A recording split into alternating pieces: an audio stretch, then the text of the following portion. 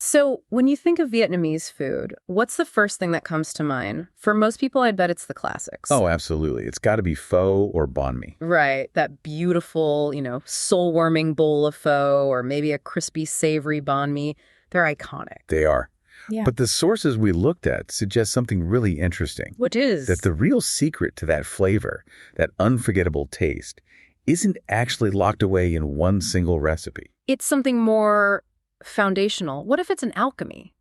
A kind of subtle shift in how we even think about flavor. Exactly. That's the essential insight.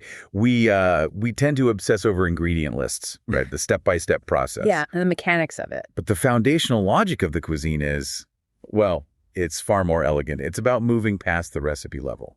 Okay, so that's our mission for this deep dive. We are going to try and unpack those secrets behind Vietnamese cuisine's signature harmonious taste. And we're going to do that by focusing on 4 core flavor components. Sweet, sour, salty, and spicy. When they're perfectly tuned, that's where the magic happens. It really is a necessary shift in perspective. If you can grasp this logic, you don't just learn one recipe, you learn the whole system. So let's start with the big one, the myth we need to debunk right away. The search for the secret ingredient. Yes, we've all done it. We've all been convinced that if we could just find that one thing, that specific brand of star anise or some rare herb or dish, would suddenly be perfect. It's the culinary equivalent of searching for a silver bullet, you know? But the truth, according to all the analysis, is that there just isn't one. So if it's not a magic bullet, what is the actual foundation? It's what we're calling the flavor quartet. Sweet, sour, salty, spicy. Exactly. And the crucial point here is that these elements aren't just present. They are meticulously, carefully balanced to create this seamless harmony. Which makes the final dish greater than the sum of its parts. That's the perfect way to put it. You taste the harmony, not just 4 separate notes playing at once. I think this makes the most sense when you apply it to a dish everyone knows, like pho. A perfect example. Most people just think, oh, it's a beef noodle soup. But that unforgettable flavor is all about the interplay of that quartet. Absolutely. Think about where the flavors come from. The sweetness. That's not from sugar. No, it's from things like charred onions and ginger and those warm spices like cinnamon and star anise in the broth. Right. A deep grounding sweetness. Then the saltiness. That's the fish sauce. Yeah. Indispensable. And then at the very end, you get that bright tang from a squeeze of lime. And the subtle heat, which is almost always optional, right? A few slices of fresh chili. It's that dance sweet, underpins the salt, sour cuts the richness, heat adds a little spark that makes it so complex. It elevates it from just a soup into, well, an art form. Which is a perfect transition. Let's talk about the specific ingredients, the pillars that provide these flavors. The concrete tools in the toolkit. Let's start with pillar number 1, fish sauce. Nuoc Mem. The sources are really clear on this one. They call it the soul of Vietnamese cooking. And it really deserves that title. It's so much more than just a salty liquid. So what is it exactly? At its core, it's just anchovies and salt. That's it. But they're fermented for months, sometimes even years. And that process creates something special. It creates umami. Its function isn't just saltiness. It's about delivering this deep, savory richness. Umami is a word we hear all the time now. How does it fit in here? It's that 5th basic taste, that savory, satisfying foundation. The fermentation breaks down proteins into glutamates, and that's what gives you the umami. Without it, a dish just feels hollow. It's the anchor. It's the invisible anchor, yes. And quality is so important here. Right, because a lot of people worry it's going to be too fishy. A fair concern. But a premium fish sauce, like from Phu Quoc, isn't aggressively fishy or salty. It's nuanced, almost nutty and deeply savory. And you use it in everything. Everything. Marinades, soups, and of course it's the base for the dipping sauce nuoc cham. It's the salt pillar. Okay, so from the soul to the spark. Let's talk pillar 2. Lime. The sources call it the bright spark. I love that description. I'd call it the unsung hero. Why is that? Because its whole job is to provide contrast. It brings that fresh, tangy brightness that just cuts through all the richness from the fish sauce and the meats. So in terms of flavor science, what is that acidity actually doing on our palate? It's basically a palate cleanser and a flavor amplifier, all in one. That sharp sourness balances the fat in meats, or the deep savoriness of a broth. So it stops one flavor from becoming overwhelming. Exactly. It creates harmony by making sure no single element, especially that rich saltiness, completely dominates. It keeps the whole thing feeling light and vibrant. Okay, so we have the soul and fish sauce, the spark and lime. We need freshness. We need fragrance. And that brings us to pillar 3, fresh herbs. If fish sauce is the soul, the sources say herbs are the beating heart. It's the sheer quantity of them that's so unique. They aren't just a little sprinkle of parsley on top. No, they're not a garnish. They're a main component. A main component of flavor, of texture, and definitely of fragrance. You're talking about things like mint, cilantro, Thai basil, perilla. And they each add a different layer.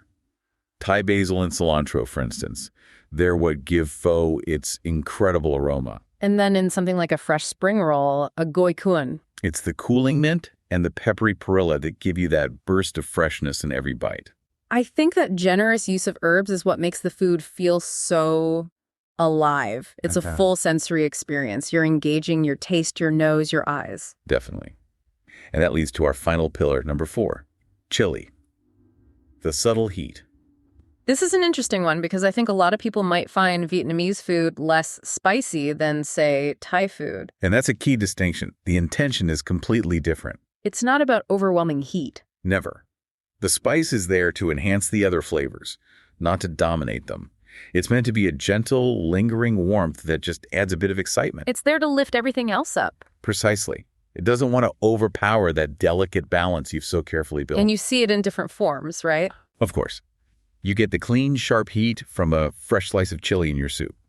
Or the fermented warmth from a chili garlic paste in a stir-fry. Or even just chili flakes in your nuac jam. It provides excitement without sacrificing that delicacy. And that brings us to the highest level of this, the true art form. The alchemy of balance. Yes, because it's not enough to just throw all 4 elements into a pot. They have to be perfectly calibrated, tuned to each other for that specific dish. This calibration is the real skill, and there's no better example of it than nuac cham. The dipping sauce. If you can understand how to make nuac cham, you understand the entire philosophy of Vietnamese cooking. It's like a little laboratory for flavor, isn't it? Break it down for us. It's so simple but so complex. You have fish sauce for the salty umami, Sugar for the sweet. lime juice for the sour, And chili for the heat. but the secret, the alchemy, is in the adjustment.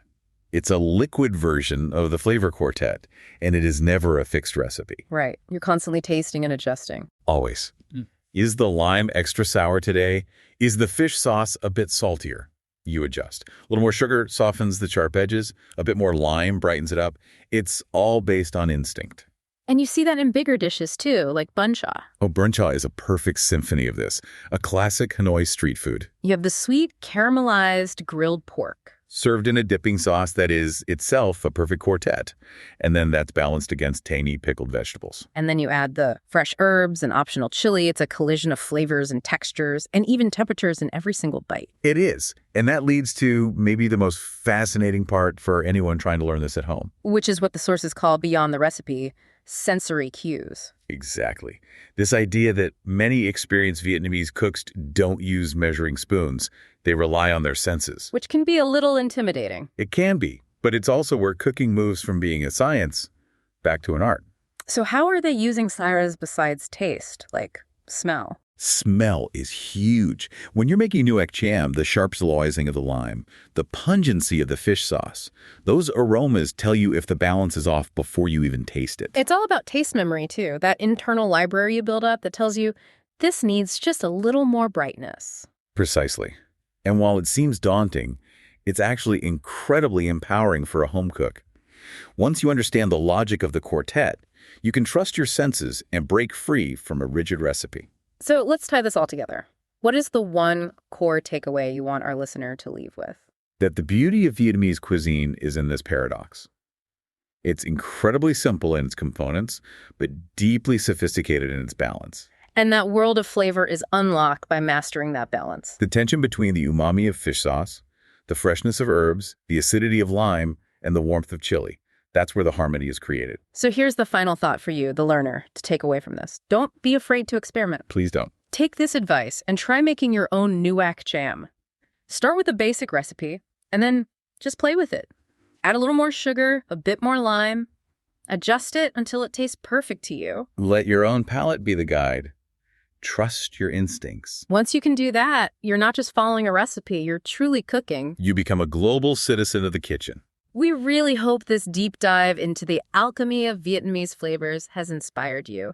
And if you love this kind of insight, this way of connecting with cultures and food, we'd love for you to join our community. We focus on travel, life, and expat living, all around this idea of living life as a global citizen. You can find more of our deep dives and long-form videos by subscribing to our YouTube channel. And you can listen to our main podcast. It's called Dusty Roads. You'll find that on all major podcast platforms. And for more content, including the blog that inspired today's discussion, just head over to adisonadadustyroad.com. Thanks so much for joining us on this deep dive. Until next time, keep exploring and keep learning.